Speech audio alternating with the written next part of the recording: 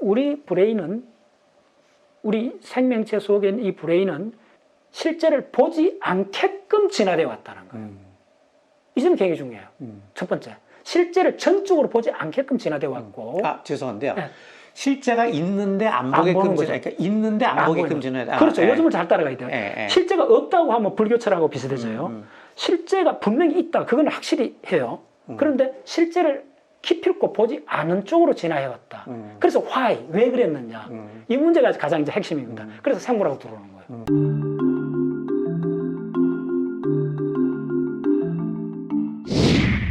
안녕하세요. 5분 뚝딱 철학의 김필령입니다. 오늘은 뇌과학에 관한 이야기를 할 텐데요. 우리나라의 최고 뇌과학의 전문가 분을 모셨습니다. 안녕하세요. 예, 반갑습니다. 간단하게 자기소개 좀 해주시죠. 예, 자연과학 운동하는 박문호입니다. 공익사단법인 박문호의 자연과학 세상을 운영하고 있습니다. 제가 박사님을 사실은 구면이거든요. 한 15년 전, 한 20년 전쯤에 그 당시에 제가 현대 물리학 강의를 제가 교수님 강의를 좀 들은 적이 있습니다. 근데 저는 이제 상대성 이론을 공부하다가 시간이 무엇인지에 대한 부분이 굉장히 궁금해서 제가 이제 칸트 시간을 공부하다가 이제 철학을 공부를 했어요. 예, 그러다가 최근에 이제 뇌과학에 대해서 다시 관심을 가지게 되면서 이렇게 찾아보니까 역시 또 거기에 또 박사님이 계시더라고요. 예. 어떻게 이렇게 박사님의 이제 학문의 관심 분야가 굉장히 넓으신데요. 뭐 주로 어떤 공부를 주로 하셨습니까? 예. 아까 그 물리학을 상대성 이론 관심이 있어서 들었다고 하니까 저도 기억해 보니까 아마 그게 2002년 그 강의를 시작했거든요. 그러니까 20년이 맞네요. 20년 정도 그 무렵에 됐네요. 저 강의를 들으셨네. 제가 그때 철학 공부하기 전이었습니다. 예. 그때 뭐 여름, 겨울 방학 비슷한 데 가서 제가 브레인하고 그 다음에 물리학 상대성 이론을 한 4, 5년 강의를 했었죠. 그때 강의를 들으신 거예요? 그때 제가 들었습니다. 뭐 물리학하고 뇌과학 말고도 뭐 여러 가지 그때 강의하셨던 걸로 제가 기억이 나는데요. 예, 그때 이제 생물학 쪽으로도 이렇게 쭉 하면서 그 후 뭐 한 15년 동안에 그 지구과학 지구과학까지. 지구과학 쪽은 이제 주로 뭐 행성지구에서 생명의 진화를 봐야 되니까 지구과학 쪽으로도 보고, 원래 이제 메인 관심은 우주론하고 천문학 글로 들어가니까 어쨌든 메인이 상대성 이론이죠. 그쪽으로 했었죠. 근데 브레인은 그 후에 한 4, 5년 후부터 이제 브레인이 좀 더 이제 관심을 갖게 됐죠. 그때 기억나는 게 아주 칠판에 빽빽하게 수식을 써가지고 제가 아주 고생을 많이 했었습니다, 당시에. 그래서 그 철학이란 무엇인가에 대한 질문에 대한 많은 대답이 있어요. 그 중에 이제 제가 좋아하는 대답 중에 하나가 러셀의 대답인데요. 철학에 대한 러셀의 정의는 뭐냐면, 철학은 신학과 과학 사이에 있는 거라는 거예요. 신학과 과학 사이에 무인지대에 있는 거라는 거예요. 그래서 조금 더 이제 구체적으로 이야기를 하면, 약간 이제 철학하시는 분은 안 좋아하는 대답일 수도 있는데, 철학은 우리가 모르는 것이고 과학은 우리가 아는 거라는 거예요. 철학자가 그렇게 이야기를 하면서 사실은 우리가 철학이라는 것은 알 듯 모를 듯 하는 것이 철학이고, 거기에 대해서 알게 될 때 그때 개별 학문 과학으로 넘어간다는 그런 입장이었거든요. 이제 그렇게 보면 사실은 고대, 중세, 근대까지만 해도 우리가 뭐 영혼이니 심리학이니 이런 걸 이야기하면서 인간의 심리에 대해서 이야기를 했는데, 철학에서 모호한 상태에서 이야기를 했단 말입니다. 근데 그러다가 이제 뇌과학이라는 게 나타나면서 조금 더 과학적인 방법으로 이제 뇌과학에 출연을 하게 됐죠. 근데 어떻게 보면 그 뇌과학이 심리학 내지는 철학의 어떤 부분을 또 대체했다라고도 볼 수 생각을 하는데요. 그 부분에 대해서 그러니까 뇌과학이 철학의 어떤 부분까지 대체를 할 수 있다라고 생각을 하시는지 그런 부분에 대한 전반적인 이야기를 좀 듣고 싶습니다. 좋습니다. 뭐 조금 전에 말씀하신 걸 다르게 보면, 그 대략 인류가 5,000년 전부터 문자 쓰면서 이제 이렇게 쭉 오는 과정에 크게 보면 미토스, 이제 신화의 세계를 아, 있었죠. 예, 예, 미토스의 세계. 그 다음에 이제 대략 기원전 5세기쯤부터 히랍, 아테네를 중심으로 해서 일어난 노고스의 세계가 예. 있죠. 그 다음에 이제 근세 들어와서 17세기, 18세기부터 이제 불거지기 시작한 사이언스 세계가 있죠. 예. 그래서 저는 이렇게 크게 봤을 때 미토스, 로고스, 사이언스로 이렇게 이제 갔다. 예. 그런 관점에서 보면 이제 미토스에서 그 초기에는 이제 뭐 그리스 신화라든지 다신론적인 세계가 있었잖아요. 그다음에 이제 유일 신앙으로 예. 기독교하고 이슬람 유일 신앙으로 이제 바뀌었는데 중세의 1000년 동안은 그 합리적 사고하고 그 초월적 사고가 혼합된 그랬죠. 예. 그게 이제 쭉 지속되어 온 예, 거죠. 예. 그러다가 이제 사실은 사이언스가 출현하면서부터 저는 이제 그런 이야기를 자주 해요. 사이언스는 감각이 끝나는 데부터 시작한다. 그래서 구체적으로 현미경하고 만인경이 출현한 1700년, 1800년 이후부터 이제 보이지 않는 세계, 너무 적거나 너무 멀어서 보이지 않는 세계를 가장 중요한 것은 감각이 끝난 데부터 사이언스가 시작한다. 그러니까 오직 수학적, 논리적 구조로서 들어간 세계다. 예. 그런 관점에서 히랍에서 만들어낸 노고스의 근대적 버전이죠. 예. 아, 네, 맞습니다. 예. 그런 관점을 조금 더 추가하고 싶은 것은 5세기쯤에 이제 히랍에서 탈레스부터 이제 시작했던 것은 우주의, 자연의, 인간의, 특히 자연과 우주의 근본 그걸 상정을 하죠. 예. 그게 주어졌다고 보는 게 바로 이제 신학으로 가는 거고, 예. 근원적 일자를 가정을 하고, 예. 그 근원적 일자를 가정을 하고 찾아가는 방법이 두 가지로 보면 되죠. 예. 첫 번째, 논리적 추론으로 찾아가는 것이 철학이고, 예. 그 다음 근원적 일자를 실험과 증명으로 찾아가는 쪽이 예. 사이언스가 된 거죠. 예. 저는 그렇게 주로. 상당히 동의할 만한 말씀이셨어요. 예. 예. 사실은 이제 우리가 철학의 시작을 이제 탈레스라고 이야기하는데 철학의 시작을 뭐라고 해야 되냐라고 정의를 하면 뭐 여러 가지 정의가 있겠지만 이제 미토스의 세계에서 로고스의 세계로의 이해이라고 보는데요.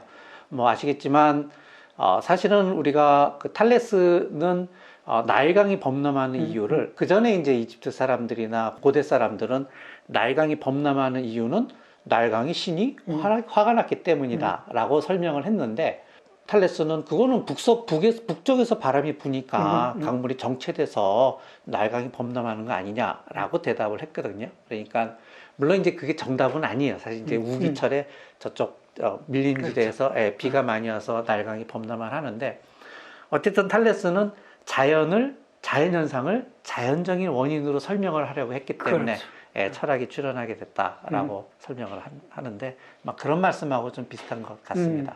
그렇죠. 그때 했던 그 사고의 패턴이 거의 현대에 와서도 예. 일종의 다시 반복된다.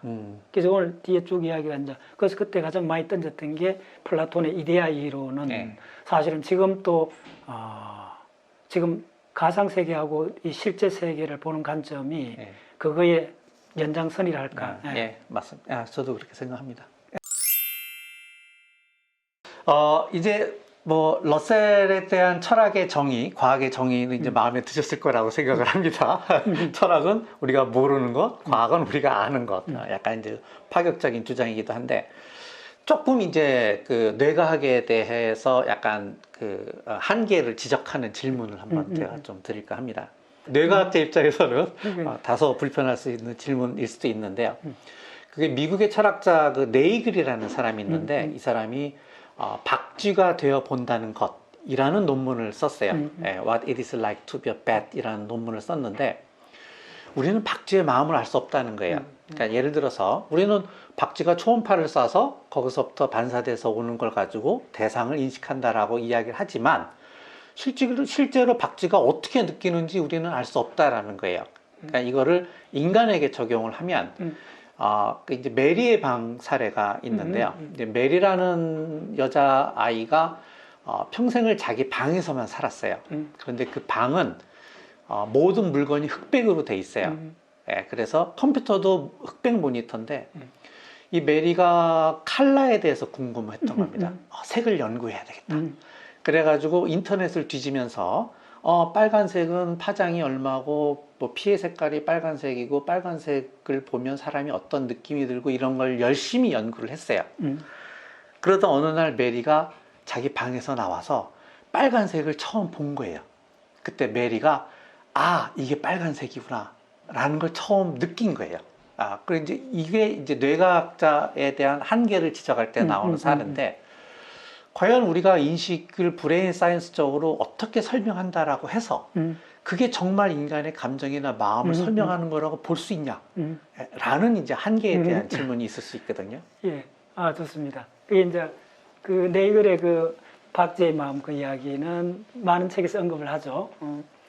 그리고 조금 전에 이제 빨간색을 봤다는 이 바로 이제 사실 브레인 과학에서 흔히 이제 학자들이 마지막 그 인류의 마지막 문제라고까지도 이야기하는 감각질 문제거든요. 감각질 문제. 그래서 감각질 문제는 달리 이야기하면 이제 의식을 연구하는 사람들의 그 핫타피이죠. 근데 감각질 문제를 엄밀히 말씀드리면 여러 가지 방법으로 트라이는 하고 건드려 보기는 하는데 지금 이제 전문가들 사이도 다 동의하는 그죠. 그래서 그쪽을 이제 그 브레인 연구에서 의식 분야라 그래요. 국제 학술 대회도 있고 뭐 의식에 대한 이론이 뭐 한 20~30가지나 됩니다. 그 중에 이제 제가 그동안에 많이 팔로우를 했던 거는 에델만의 의식 이론이에요. 이제 아주 좀 도미넌트한 이론이죠. 그리고 이제 그 의식 이론에 파생되는 것들이 굉장히 많습니다. 그래서 오늘 후반부에 이제 그쪽으로 쭉 갈 건데, 그건 아주 근본적이고 꼼짝할 수 없는 그런 어떻게 보면 막다른 상황 같은데, 거대한 심연일 수도 있겠다는 생각이 들어요. 그 완전히 어떤 단절된 어떤 그걸 확 느끼는데, 뭐 감각적 문제 이런 거죠. 간단히 무지개 색깔이든 내가 어떤 그 오렌지를 딱 먹었을 때 먹는 그 시큼한 그것, 그다음에 가려울 때 이 가려움 이런 거 아주 리얼하고 꼼짝할 수 없는 어떤 현상, 그거하고 우리 여러 가지 그 시냅스라든지 분자 메커니즘하고 그거 어떻게 연결되느냐? 그러니까요. 이거 퀄리아란 말이 이제 그 어떤 질을 따지거든. 그래서 요점적으로 말씀드리면 뭐냐면 최근에 이제 그쪽을 전통적으로 접근하는 거하고 조금 다르게 접근하는 이야기들이 지금 최근 몇 년 사이에 굉장히 많이 이렇게 이야기를 하고 있어요. 브레인 사이언스에서도 감각질 문제를 다루고 있습니까? 그렇죠. 근데 그게 주로 이제 그 의식 연구하는 사람한테는 메인 테마였고 거의 한 30년 동안 메인 공략을 했어요. 근데 아직 뭐 꿈쩍하지 않는 거예요. 그러다 보니까 이제 요 전체 문제를, 감각질 문제를 좀 다른 차원에서 좀 다르게 보자는 접근법이 있는데 오늘 그거에 대해서 조금 말씀드려보겠습니다. 자, 그 문제는 어쨌든 이제 존재를 건드릴 수밖에 없어요. 존재론에 관한 문제가 돼요. 그럼 이제 흔히 이제 우리가 착각했다는 말을 하잖아요. 흔히 쓰는 용어로 착각했어. 내가 헛개비를 봤어. 근데 착각은 종종 일어나는 게 아니고 뭐 아주 드물게 일어나긴 한데 그러면 가장 중요한 거는 당신이 착각했다고 말을 할 때 그걸 뒤집으면 그 근거는 뭐냐 물어봤을 때 착각은 내가 일시적으로 잠깐 정신이 아찔해가 착각했어. 그 말은 뭐냐면 나의 브레인은 대부분 시간은 실체를 보고 있어. 그게 뭔지 모르지만 나는 그렇게 착각했다는 말을 뒤집어 보면 우리 일상용법에서 우리 브레인은 대부분 시간은 리얼 실체를 보고 있다는 걸 가정하고 있는 겁니다. 우리가 착각을 했다는 말은 대부분 시간은 실체 리얼 자연을 봤다는 거예요. 실체를 봤다는 게 그 암암리 가정이 돼 있는 거예요. 그러면 실체가 있다는 거예요. 실체가 있다고 본 거예요. 우리 대부분의 생각은. 그런데 자 먼저 던져볼게요. 최근에 이쪽에서 주장하는 사람이 뭐냐면 착각은 착각이다. 되게 조금 어벙해졌어요. 저 문장을 보면서. 착각은 착각이다. 그러니까 이 착각을 부정으로 보면 부정이 되니까 긍정이 되는 거거든요. 자, 그 말이 좀 그 화두처럼 확 느껴지는데 착각은 착각이다. 착각은 착각이다. 이게 무슨 이야기를 하느냐면 최근 이 의식이나 이쪽을 보는 브레인 프론티어들의 상당한 사람들이 우리가 보는 이 세계, 주로 시각으로 구성된 세계를 우리가 보는 이 리얼 실제를 이게 혹시 아닌가 그런 쪽으로 약간 가고 있어요. 브레인 사이언스 메인 그룹들 중에 핵심은 이런 말입니다. 착각이 있고 착각이 있다는 거는 반딧불처럼 우리가 일상 브레인 24시간 쓰는 중에 극히 일부의 착각이 일어날 수 있다. 뭐 그거는 당연하게 그렇지. 그러면 대부분 착각이 아닌 거야. 그럼 우리가 보는 세계는 착각이 있고 착각이 있지 않는 세계. 착각이 있지 않는 세계는 실제의 세계고 리얼이고 자연이고 그래요. 그럼 착각하고 착각 아닌 세계가 같이 있다 이렇게 생각하는 거예요. 요즘 어쩌면 완전히 틀릴 수 있다는 게 지금 최근에 주목하고 있어요. 그럼 뭐냐면 100% 착각이라는 거예요. 우리는 대부분 착각이 있다 했을 때는 나머지 대부분은 착각이 아니지. 그러니까 착각이 있는 거지. 이렇게 보는데, 그럼 만약에 우리가 보는 모든 감각이 만약 착각이라면, 그럼 이제 이야기 전체가 달라질 수가 있다는 거예요. 청각에 그걸 한번 적용해 보겠습니다. 강원도 깊은 산 중에 겨울에 눈이 적설했어요. 그럼 소나무가 그 눈무게에 못이자 우지직 부러져요. 자, 만약에 그때 사람이 없다면 그 소리는 존재할까? 소리는 존재 안 하죠. 그렇죠. 이게 거의 굉장히 중요한 그 이야기인데, 소리는 존재하지 않는데, 그럼 거기서 실제는 뭐냐? 실제는 있다는 거예요. 공기의 압력의 변화, 공기의 교란은 있다는 거예요. 근데 공기의 교란은 있는데, 그 공기의 압력의 변화가 생겼는데, 그게 실제라는 거예요. 그건 명확하게 물리적 실체인데, 그때 기가 없으면 소리는 존재하지 않는다는 거예요. 자, 그 다음에 냄새를 한번 볼까요? 자, 냄새는 대부분 다 알다시피 냄새나 맛은 분자 케미칼적인 거거든요. 그래서 침 속에 있는 어떤 분자의 음식물 분자의 그 어떤 진동 에너지 같은 거예요. 그 분자를 인식을 하는 거예요. 여러 가지 우리가 암모니아 냄새라든지 이것도 암모니아 분자가 우리 후각 세포하고 인터랙션 하는 과정이잖아요. 그럼 전부 다 거의 전화 펄스 바뀌는. 자, 그러면 무슨 이야기냐면 냄새나 맛이나 시각이나 청각은 여기 들어보니까 상당한 부분이 우리 브레인에서 만들어냈네. 실제가 아니네. 자, 그럼 실제가 아니란 말을 조심해야 되는 게, 보통 이제 불교 철학에서는 이걸 뭐라 하냐면, 유식사상에서는 only mind. 모든 다 뭐가 실제가 있는 것이 아니고 다 마음이 만들어냈다고 보잖아요. 근데 그걸 유심론이라 그러는데, 자연과학은 거기서 조금 개를 달리합니다. 모든 것이 마음이 지금 만들어내는 것도 맞는데, 그럼 실제가 없느냐? 그 점에서 달렸습니다. 실제가 있다는 겁니다. 바로 소리의 실제는 공기의 압력의 변화가 있고, 색깔의 실제는 주파수, 진동수에 있고, 그 다음에 냄새나 맛의 실제는 그 케미칼 분자의 실제가 있다는 겁니다. 실제가 있는 거하고, 실제에 의해서 우리 브레인에 만들어낸 이 세계, 그러니까 감각의 세계인데, 이거는 사실 아무런 관련이 없다는 겁니다. 그게 이제 감각질 문제라는 거예요. 아, 감각질 문제를 그렇게 해결했군요. 그렇죠. 여기 확실한 감각질 문제고, 그러면 여기서 우리 한 발 물러서 어떤 질문을 던질 수가 있느냐 하면, 여기서 가장 중요한 포인트는 다시 돌아가서 착각이 있고 착각이 아닌 거가 대부분이라고 보는 거는 착각하고 착각 아닌 것이 혼재한 세계라 보는 거죠. 근데 그게 아닐 수가 있다는 거예요. 한 가지 예외도 없이 완벽하게 착각일 수가 있다. 모든 게 착각이라는 거네. 이해했습니다. 한번 물어보겠습니다. 우리가 어떤 지금 바로 앞에 있는 어떤 사람을 보고 있을 때 이 본다는 시각이잖아요. 이걸 처리하기 위해서 브레인의 신경세포가 한 몇 개가 동원된다고 생각하십니까? 잘 모르겠는데요. 간단히 말씀드릴게요. 먼저 우리 대뇌에 있는 우리 브레인에 있는 신경세포는 대략 최근 한 860억 개 정도로 보고 있습니다. 신경세포. 상당히 이제 근접한 숫자가 나왔어요. 그러면 우리 대부분 브레인 하는 사람 알아요. 대략 이제 피지를 나눠갖고 반은 운동이고 반은 감각인데, 그러면 대략 뭐 800개를 합시다. 800개 반이 400개가 감각을 처리해요. 그러면 400억 개의 뉴런이 감각을 처리한다고 보면, 감각 중에 가장 도미넌트한 감각이 시각이에요. 시각이 최소한 60% 이상 시각이잖아요. 뭐 간단히 50%를 합시다. 그러면 400억 개의 뉴런 중에 반이니까 200억 개의 신경세포가 본다는 시각이 할당돼 있어요. 200억 개. 오케이. 그러면 본다는 시각을 만들어 시각화되는 이 현상을 브레인이 만들어낼 때 동원되는 뉴런, 신경세포가 200여 개로 간단히 추정을 하고, 그러면 200여 개 각각 뉴런이 다른 뉴런 신경세포하고 연결하는 접점이 몇 개냐? 그게 시냅스인데, 모든 정신작용이 일어나는 게 시냅스로 보고 있거든요. 그 시냅스가 몇 개냐 하면 신경세포 하나당 한 10,000개 정도로 보고 있어요. 그럼 10의 4승계요. 그럼 100개 끝하면 10의 10승이요. 그럼 10의 10승 곱하기 10의 4승하면 10의 14승계의 시냅스가 존재하는 거예요.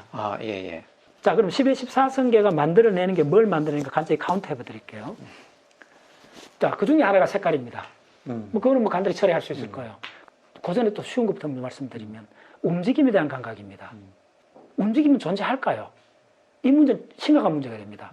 자, 예를 들면 우리가 영화를 봤을 때 영화를 보면 누구도 다 알잖아요. 영화를 보면 그 영화는 결국은 그 스냅 사진을 연결한 거잖아요. 예. 옛날에 영상이 필름에 스냅 사진이 뭐 수천 장이 들어가 있어요. 그러면 예. 그 스냅 사진 한 장 한 장이 실제죠. 예. 실제가 있다는 겁니다. 자, 내가 반복해서 강조하는 건 실제가 있다는 겁니다. 실제가 있는데 그 실제는 움직이지 않는다는 겁니다. 영화를 볼 때는 초당 이 스냅 사진을 한 30장 이상을 보여주면 우리는 정지한으로 인식을 할 수가 없어요. 움직임을 봐요. 그럼 이제 움직임이라는 거는 시각 중에 하나죠.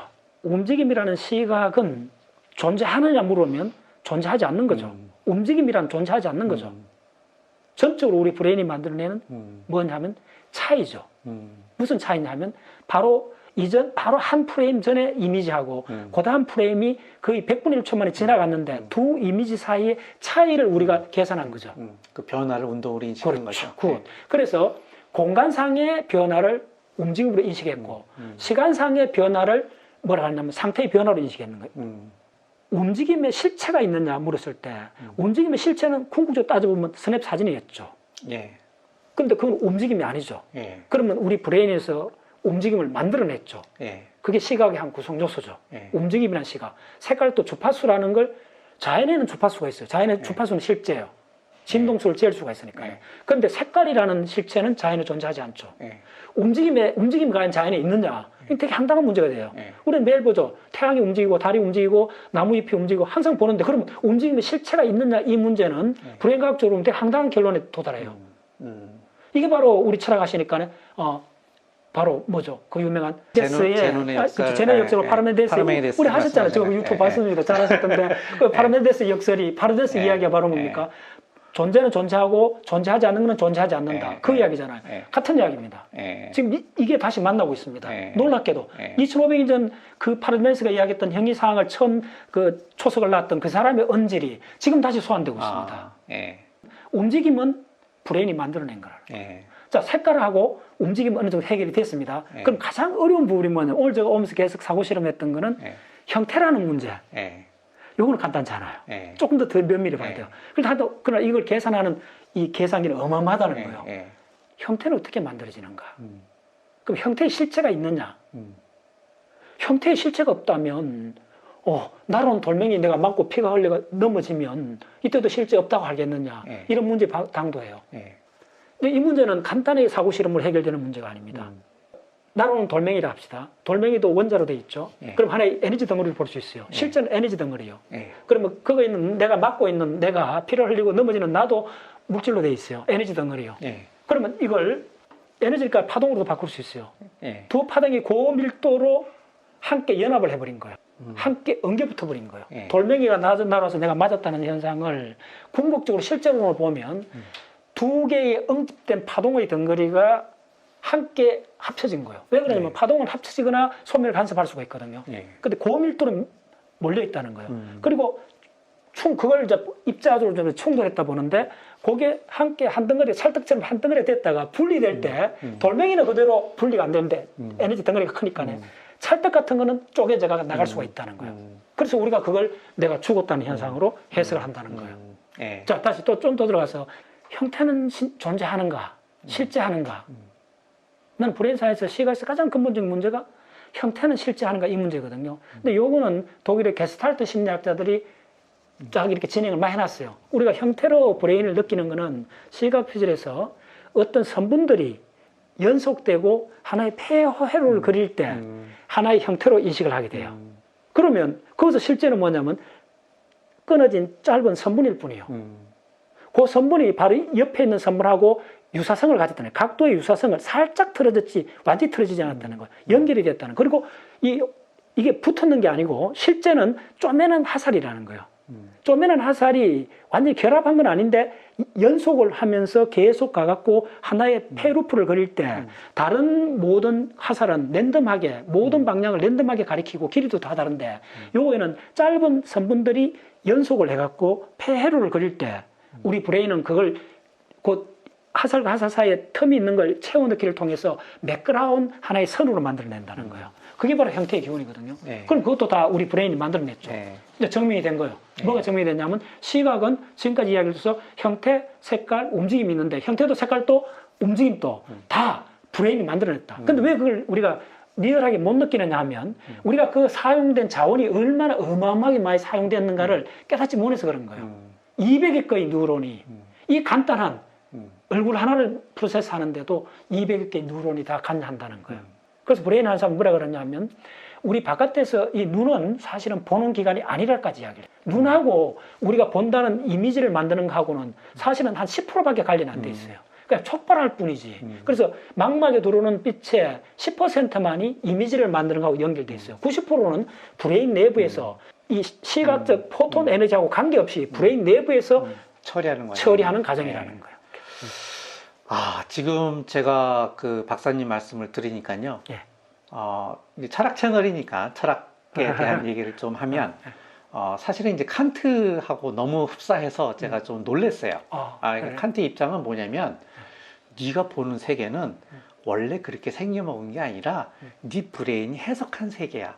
네 브레인이 구성한 세계야 라고 말하거든요. 그러니까 지금 박사님이 말씀하신 거 우리가 형태를 지각한다든지 색을 지각한다든지 움직임을 지각하는 건 원래 세상이 움직이거나 형태가 있는 게 아니라 네 머리가 그렇게 구성한 것이야 라고 말하고 있거든요.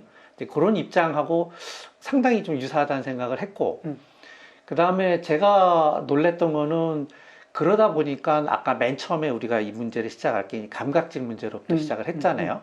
감각질 자체가 원래 대상 세계랑은 관계가 없이 네가 만들어낸 거니까 사실은 네가 어떻게 만드는 거에 대해서 우리가 알 필요는 없다라는 입장으로 전 이해를 했어요. 착각은 착각이니까 우리가 관심을 가져야 할 건 이 대상 세계에 가는 거지 그 네가 만들어낸 착각을 우리가 그 착각을 감각질이라고 본다면 그런 문제는 그렇게 그냥 처리하면 되지 않겠느냐. 저는 이제 그렇게 이해를 했는데요. 제 설명이 좀. 좋아요. 이제 잘 정리를 하셨고, 그 점에서 이게 사이언스인 경우에는 화이가 계속 붙어요. 그러면, 자, 지금까지 이야기를 다시 요약하면 실제가 있다는 거예요. 물리적 실제가 있다. 요점이 철학하고 걔를 좀 다른다. 불교 철학하고 다릅니다. 조금 다르죠. 실제는 있어요. 그러니까 칸트도 실제가 있냐라는 문제에서 두 파로 갈려요. 있다라는 입장이 있고 없다라고 말하는 입장이 있어요. 그러니까 그걸 물자체라고 하는데 있다라는 입장이 있고 없다라는 입장으로 갈려요. 근데 이제 박사님은 이제 있다라는 입장으로 간다는 말씀이네요. 그렇죠. 그거는 그 다음 단계가 있어요. 그 실제를 논하는 그 다음 단계는 이제 관계로서 좀 뒤에 이야기하고 관계로서. 그래서 이걸 집합론적 사고로 보면 실제보다 더 위한 레벨이 있다는 거예요. 그게 관계고, 그럼 실제는 자연과학에서는 실제는 실제한다고 보는 거예요. 그게 원자고 모든 물질이고 다 그래요. 그건 존재하는데 우리 브레인이 만들어내는 거는 1%도 실제가 존재하지 않는다는 거. 100% 착각 만들어낸 거라는 거예요. 이 점이 이제 요소 개를 해. 요거에 뭐 몇 프로라도 허용을 하게 되면 다른 세계가 되어버려요. 그 요점은 지금 이쪽이 지금 하는 일부 프론트를 양보를 하지 않아요. 그럼 다 무너져 버려요, 이야기가. 자, 그러면 우리 브레인은, 우리 생명체 속에 있는 이 브레인은 실제를 보지 않게끔 진화되어 왔다는 거예요. 이 점이 굉장히 중요해요. 첫 번째, 실제를 전적으로 보지 않게끔 진화되어 왔고. 죄송한데요. 실제가 있는데 안 보게끔 진화, 그러니까 있는데 안 보게끔 진화. 그렇죠. 요즘을 잘 따라가야 돼요. 실제가 없다고 하면 불교철하고 비슷해져요. 실제가 분명히 있다. 그건 확실히 해요. 그런데 실제를 기필코 보지 않은 쪽으로 진화해왔다. 그래서 why, 왜 그랬느냐. 이 문제가 가장 이제 핵심입니다. 그래서 생물하고 들어오는 거예요. 이 문제를 함부로 들어가면 안 돼요. 다시 생각할게요. 실제 확실히 있다는 거예요. 그런데 우리 브레인 생명체는, 생명현상은, 인지작용은 실제를 굳이 기필코 안 보는 쪽으로 진화했다는 거예요. 자, 그러면 왜 안 보는 쪽으로 진화할 수밖에 없는가가 근본적인데, 바로 그래서 왜냐하면 생존하기 위해서 안 봤다는 거예요. 실제를 보는 순간 어떻게 되냐면 생명이란 데피니션이 사라져버린다는 거예요. 이제 구체적인 예를 들어줄게요. 자, 우리가 가다가 앞빈을 밟았어요. 그럼 발가락에 피가 확 나요. 그럼 할 거예요. 자, 그럼 여기서 실제는 어디예요? 실제는 내가 피난 뒤쪽이 실제죠. 근데 아픔이라는 이 현상은 내가 브레인을 느꼈죠. 아픔이, 이 통증 같은 경우는 분명히 국부적으로 있어요. 이게 실제요. 발가락에서 느꼈어요. 근데 물어보면 브레인 한사람 다 할 거예요. 그럼 발가락이 아픔을 느꼈느냐? 그건 아니죠. 브레인 느꼈죠. 그럼 브레인에다 붕대를 매야지. 그렇죠. 근데 우리는 브레인에 붕대를 매지 않죠. 왜 그러냐면 발가락에 매야 되는 게 바로 감염이 되죠. 그 상처난 데서 박테리아 들어올 수 있으니까 그거 매는 게 맞아요. 실제는 아픔, 자, 그럼 물어보면 왜 붕대를 매야 되냐면 직관적으로 보면 아프기 때문에 매야 된다 이렇게 하면 아픈 데를 매야 되는데 왜 발가락을 매느냐? 발가락에 매는 게 유용하기 때문에 그래요. 발가락에 매지 않으면 다치는 피가 나는 곳을 치료하지 않으면 죽기 때문에 그래요. 근데 아픔은 브레인 느낀다는 거예요. 자, 요점을 좀 더 극단적으로 밀어붙여보면 왜 발가락에 상처난 곳에 그 치료를 하느냐? 아픔은 브레인 느끼는데 그럼 아픔을 제거해야지. 맞잖아요. 아픔을 제거해야지. 아픔을 제거하려면 브레인을 손을 봐야지. 근데 결국 브레인을 손을 안 보고 상처난 곳에 손을 보잖아요. 이걸 가만히 더 깊이 생각해 보면 뭐냐면 그렇게 브레인을 치료만 계속하면 사실은 브레인은 아픔을 느낀 거죠. 근데 그 느낀 게 우리는 실체로 본다는 거예요. 그래서 실제를 감각하지 못하도록 진화되어 왔느냐 하면 실제는 내가 살아가는데 생존하는데 생물로 생존하는데 아무런 관련이 없다는 겁니다. 약간 이제 관점을 달리 보면 이게 철학적으로 관점을 달리 보면 이제 칸트의 입장은 이제 인간은 인간의 방식대로 세계를 해석하고 그 다음에 박쥐는 박쥐의 방식대로 세계를 해석하고 안드로메다 외계인은 안드로메다 외계인대로 세계를 해석하니까 사실은 그 어떤 것도 실제를 볼 수 없다라고 말하는 입장이거든요. 이제 그런 입장하고도 비슷하다고 거의 비슷합니다. 바퀴벌레를 예를 들겠습니다. 바퀴벌레도 빛을 처리해요. 시각이 있어요. 근데 바퀴벌레의 시각은 뭐가 있냐면 이미지를 못 만들어요. 그냥 빛의 명암만 알아요. 바퀴벌레가 살아가는 데는 굳이 이미지까지 안 만들어도 된다는 거예요. 볼 필요가 없는 거죠. 그렇죠. 빛만 들어오면 틈새로 들어가면 된다는 거예요. 자, 그런데 우리는 나중에 이미지라는 거주장성을 만들기 시작했던 거예요. 왜냐하면 우리 인간이 지구 표면에 살기 위해서는 이미지가 점점 중요해진 거예요.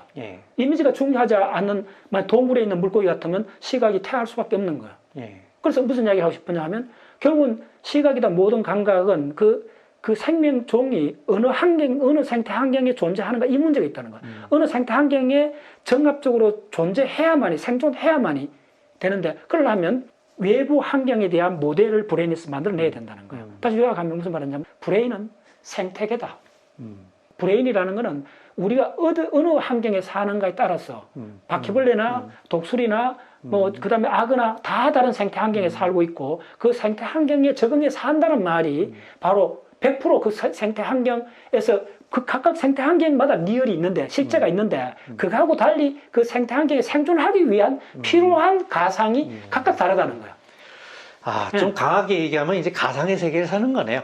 말하자면 브레인이 만들어낸 100%. 가상의 세계를 살기 때문에 어느 게 착각이고 어느 게 리얼이다 말할 수 없다. 그렇죠. 그래서 이 문장이 나오는 거예요. 착각은 착각이다. 이해했습니다. 착각은 착각이 아니라는 거예요. 착각이 착각이란 말은 착각이 마이너스라면 마이너스 곱하기 마이너스는 플러스가 되어버리잖아요. 그래서 우리는 이렇게 많은 이렇게 작용, 이렇게 만나고 모든 일어나는 것 중에 극히 일부가 착각으로 봤는데 그게 아니라는 거야. 100% 착각일 경우에는 그게 현실이라는 거예요. 우리의 현실은 100% 착각으로 되어 있기 때문에 그게 현실이라는 거예요. 100% 착각으로 되어 있기 때문에 현실이다. 죄송한데 자꾸 칸트 얘기를 안 할 수가 없는데 근데 칸트의 입장이 뭐냐면 우리가 보는 세계는 사실은 가상의 세계라는 거예요. 좀 강하게 이야기하면 우리 브레인 실제랑 관계없이 우리 브레인이 만들어낸 가상의 세계인데 너 거기서 벗어날 수 있어? 벗어날 수 없다면 그거를 그냥 너의 리얼한 세계로 받아들일 수밖에 없다라는 게 이제 칸트의 입장이거든요. 결국은 우리는 100% 그러니까 이게 퍼센트 굉장히 중요해요. 요거에만 1%라도 이게 섞여 있다 생각하면 완전 무너져요 이게. 최근에 그쪽으로 가고 있어요.